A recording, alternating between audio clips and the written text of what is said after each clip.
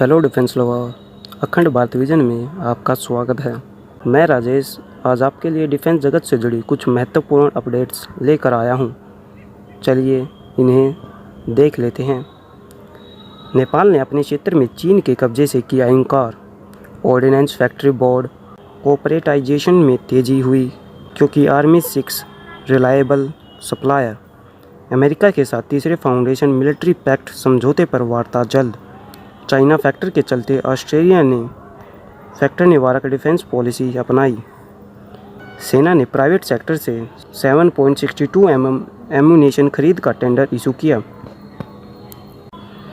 नेपाल ने media reports का खंडन किया कि चीन ने पीएम केपी शर्मा ओली की सरकार गठन में नेपाल की टेरिटोरी में कई स्थानों पर कब्जा कर रखा है।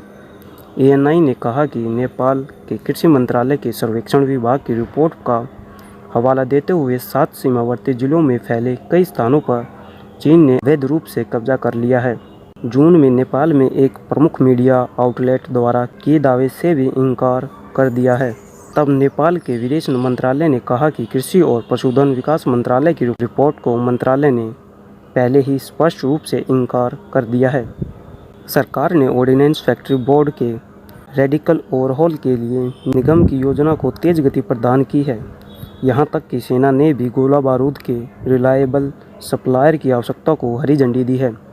डीआरडीओ द्वारा विकसित टेक्नोलॉजी को ऑर्डिनेंस फैक्ट्री बोर्ड ओएफबी ग्रहण करने में असमर्थ है, जिसके लिए सेना ने संगठन के कामकाज पर चिंता जताई है। रिलायबल डिफेंस मैन्युफैक्चरिंग ऑर्गेनाइजेशन की अनुपस्थिति के कारण सेना की युद्ध क्षमता पर खासा प्रभाव पड़ सकता है, विशेष रूप से पाकिस्तान और चाइना के साथ सीमा तनाव को देखते हुए।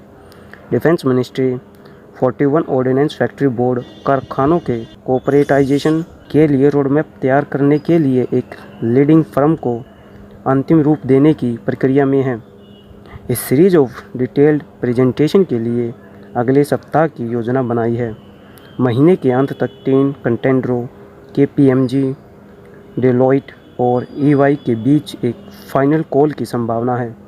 संगठन ने यह बार बार स्पष्ट किया है कि ओएफबी का निजीकरण करने की कोई योजना नहीं है, बल्कि इसे उद्योग के आधुनिक मानकों तक लाया जाना है, जिससे कि OFB state of the art products manufacturing में नेतृत्व कर सके।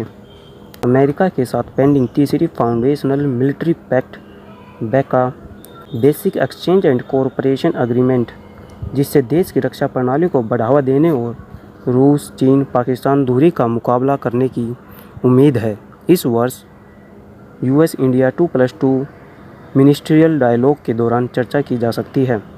US under secretary of state for political affairs David Hale और Indian foreign secretary Harshvardhan Shringla ने वर्चुअल बातचीत की, जिस दौरान दोनों पक्षों ने इंटरनेशनल इश्यूज़ पर फुल बायलैटरल कोऑपरेशन करने और their commitment to work towards ensuring free, open, peaceful and prosperous Indo-Pacific की अपनी प्रतिबद्धता की पुष्टि की।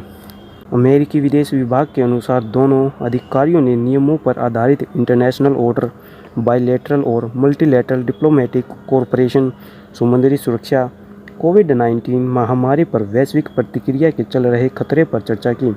भारत ने अमेरिका के साथ पहले ही कोमकासा और लेमो संधि पर हस्ताक्षर किए हैं, जबकि तीसरी बुनियादी संधि बेका पर हस्ताक्षर करना बाकी है। किसी देश को अमेरिका से अत्याधुनिक हथियार और संचार प्रणाली प्राप्त करने के लिए इन तीनों संधियों पर हस्ताक्षर करने की आवश्यकता है।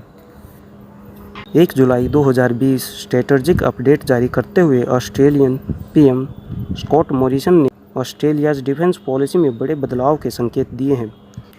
मोटे तौर पर डिफेंस पॉलिसी में बड़े बदलाव का मुख्य कारण चाइना फैक्टर है।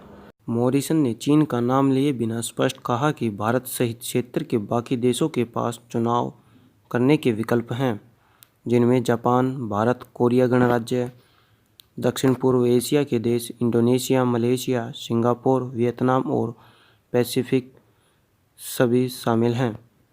चीन के विस्तारवाद को रोकने के लिए मॉरिसन ने 60+ पेज के डॉक्यूमेंट और लगभग 5600 शब्दों के भाषण को पढ़ने से यह स्पष्ट है। प्राइवेट सेक्टर में एम्यूनेशन मैन्युफैक्चरिंग को देरी से खोलने की प्रक्रिया को आगे बढ़ाने के लिए आर्मी ने वार्षिक आवश्यकता पूरी करने के लिए 5 अलग-अलग प्रकार के 7.62 कैलिबर के एम्यूनेशन की खरीद के लिए RFI रिक्वेस्ट फॉर इंफॉर्मेशन अगले 10 साल तक जारी किया। RFI को army master general of ordnance ने जारी किया। RFI को अगस्त के पहले सप्ताह में जारी किया और टेक्नोलॉजी पार्टनर स्वदेशी या एनी फॉरेनर वेंडर हो सकते हैं। RFI की अंतिम तिथि 30 सितंबर है। सिलेक्टेड मैन्युफैक्चरर को कॉन्ट्रैक्ट साइन करने के 6 महीने के भीतर सप्लाई शुरू करनी होगी और initial supply semi knockdown, SKD, complete knockdown, CKD ammunition खरीद के माध्यम से की जा सकती है। RFI में कहा गया कि एम्यूनेशन की आपूर्ति भारत में मैन्युफैक्चर्ड की जाएगी। Friends, if you like my video please subscribe my channel, share my video and press the bell icon to get my latest video. Thank you दोस्तों, धन्यवाद, जय हिंद, जय